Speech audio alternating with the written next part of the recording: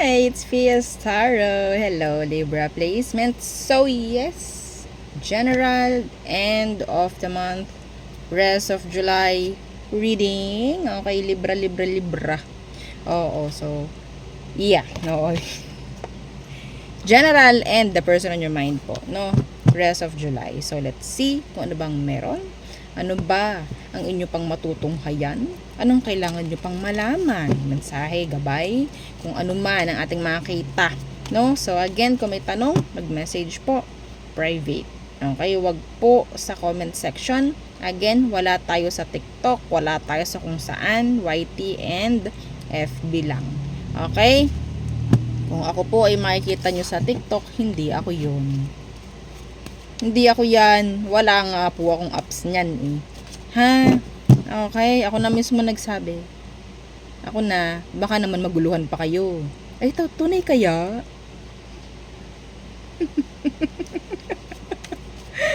Ha, Libra? So, ito ay pakalat nyo. Kung sakali man may kakilala kayo nanonood sa akin at napatanong sa iyo na nasa TikTok ba yun si Madam? O alam mo na sasabihin. Sabihin mo, wala. Okay? Pakita mo tong video na to. So, yun again. Kung may tanong pagdating sa private reading and sa atin pong mga charms, mag-message po direct sa akin pong FB page. Okay? Diyos ko. Ako'y nai-stress. Ang dami talagang nakikipag-usap. TikTok, WhatsApp daw, may ganyan. Wala ako niyan. Hindi nga ako marunong gumamit ng TikTok. Sa totoo lang, hindi ako marunong gumamit niyan. Oo, magtutumiktok pa ba ako sa lagay na to? Ha? Oo. Minsan kasi nasasabi sa akin mga kalala ko na, maganda umorder doon. Hindi nga ako marunong umorder doon. Hindi ko nga alam yan kung paano gumamit. Ha? Okay? Si Yapi lang. O, diba? Nagbanggit pa. So, Libra, ano bang meron? Nakakainis yung mga yan. Pati ako nilalagay sa TikTok. Ako ngayon walang TikTok. Oo. Gagawa nga ako ng video. Oo, para matigil yung mga yan. Diyos ko. Sabi, nagbebenta daw ako ng ganito, ganyan dun sa TikTok. Ha? Ano yun? Tapos sa akin nahahanapin yung item. Ano po yan? Ano yan? Hindi ko alam yan. Oh my gosh. Pag oh my gosh. General, anong meron ng kailangan mong malaman, Libra? Again, don't forget to like, share, and subscribe. Two of Swords. Four of Coins.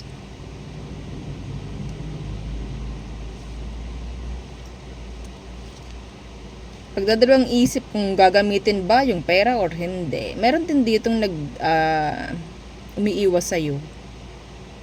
Kung sino man po yung taong iniiwasan mo, iniiwasan ka rin. They're trying to mirror you. You're holding back. They're holding back. Some of you, kailangan nyo magtipid. Kailangan nyo magtipid.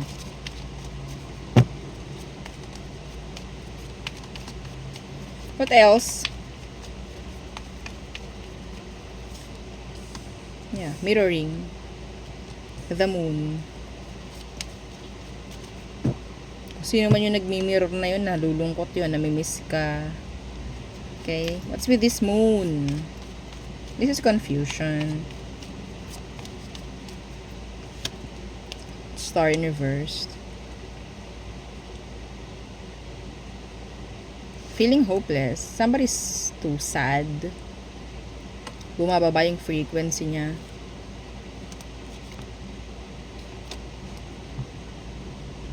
Meron ditong hindi makaintindi. Hindi ko lang kung ano yun. Pero may narinig ako ganyan. Like, hindi siya makaintindi. Or hindi daw niya naiintindihan. Could be an Aqua or a Pisces. Feeling hopeless sa situation. Yeah, meron ditong hopeless. Feeling hopeless sa situation. Something na parang feeling nila hindi na to mafi-fix. Hindi na to magiging okay. Yeah.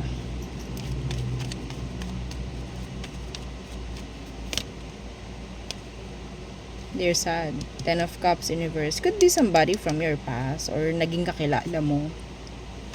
Okay? Nag-detach ka maybe from this person. Yeah. Anyway. Meron ditong sabihin nating mga nakaalitan mo rin. Feeling nila wala nang pag-asa yung sitwasyon nyo. What else? Libra. For Libra, I'm hearing satisfaction. Knight of Wands. Somebody's thinking of you sexually. Lalo na sa gabi. They are thinking of you sexually. They're into you. We have here Justice. Money. Money, money, money. Money, commitments, responsibilities maybe. Meron po ditong sabihin natin hindi ganoon nakahirap na trabaho or offer, pero mababayaran ka ng malaki. Kunin nyo yun. Maganda yung offer na yan. Maganda yung energy na yun. Sabihin natin, yes, mayroong ibibigay sa'yo na trabaho, pero hindi ganoon kabigatan or kahirap, pero yung bayad or yung magiging sweldo mo is sobrang ganda. Sobrang laki. Okay?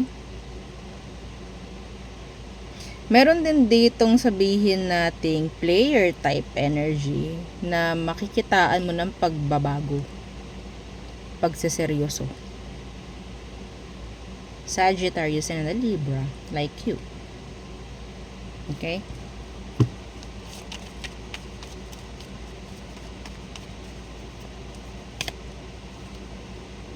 Ace of Cups, Universe, and Magician.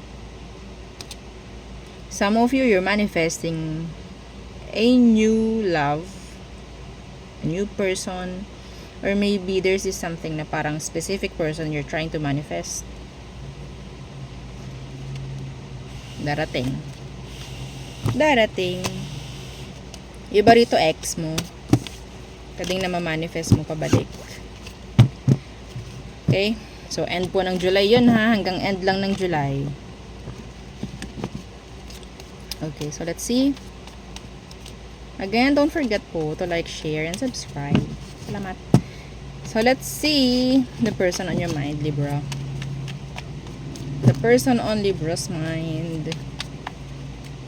The person on your mind. Anong situation po ninyo? The Four of Swords. So, could be no contact, separation, yeah, breakups. Ten of Pentacles. Pwedeng mag-asawa kayo nito. Mag-asawa. Okay. Wait lang po ha. Sandali lang. Okay. So,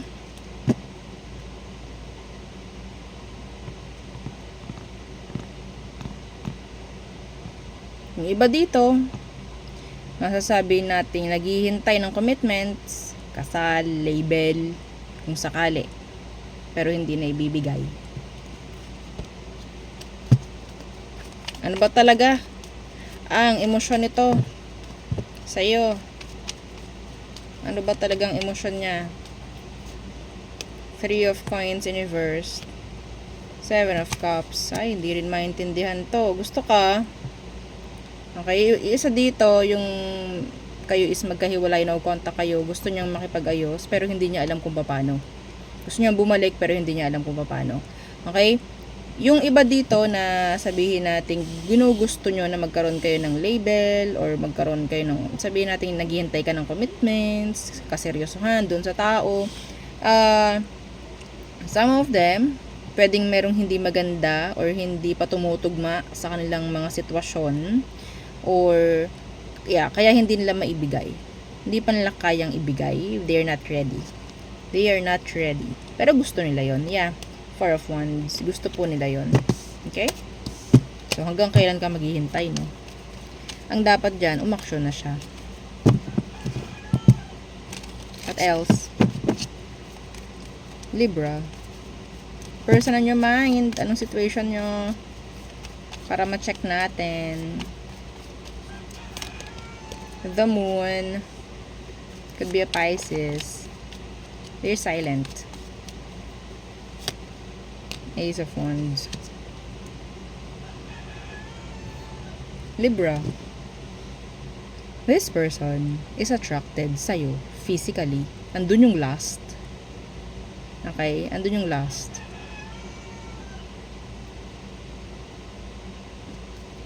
They're excited. Excited to every time makikita ka. Yeah. Alam niyo yun. Pero nakatago. Nakatago.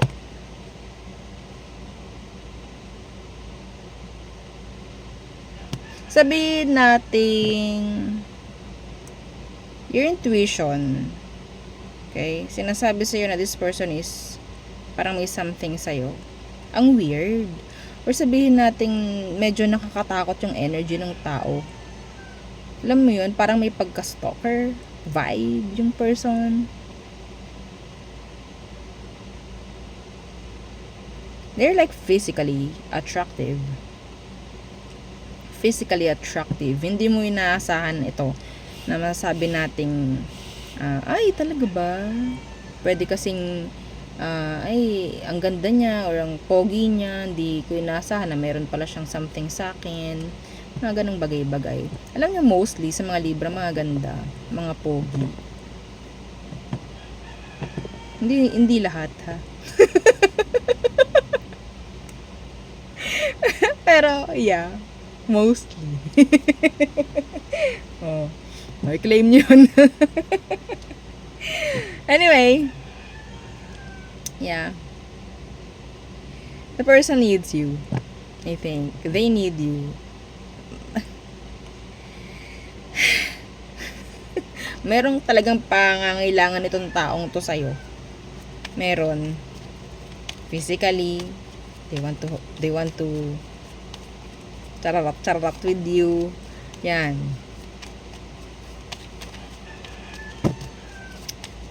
Anong emosyon niya? Anong tumitibok dito? Four of Wands. Yeah, they need you. They need connection. They need relationship with you. Yeah. Emosyon ang tanong natin, ha? Pero walang lumabas na emosyon dito. Pangangailangan to. Pangangailangan po.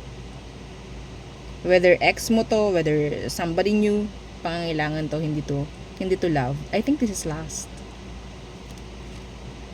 I think. Yeah, sex. Five of Wands.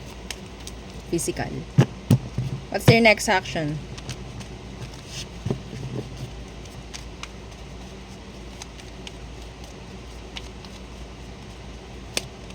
Star. Two of Coins. Two of Pentacles.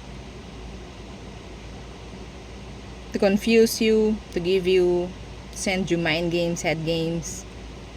Okay, parang energy ng Five of Swords na naka-reverse, or Five of Swords. Okay?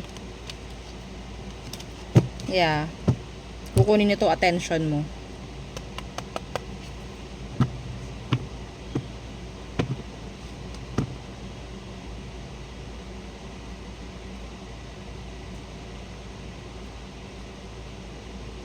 Yun nga lang, hindi sila sigurado kung magugustuhan mo sila or what. Even though, yeah, nasabi ko na physically attractive to, hindi pa rin sila ganun kasigurado kung magugustuhan mo ba or what. Okay?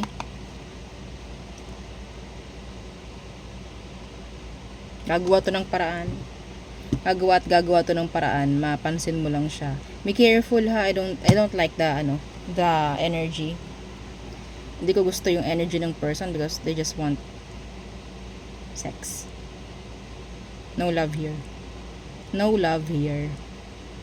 Whether ex-man or new person.